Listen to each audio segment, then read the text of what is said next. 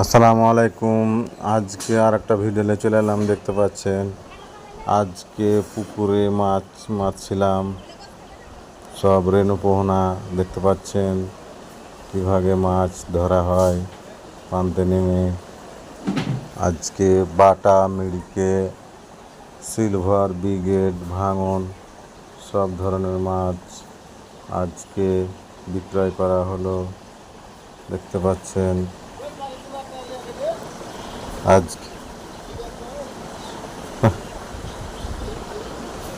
আজকে ভাঙন, মিড়কা মাছ পোনাতে বিক্রি করা হলো।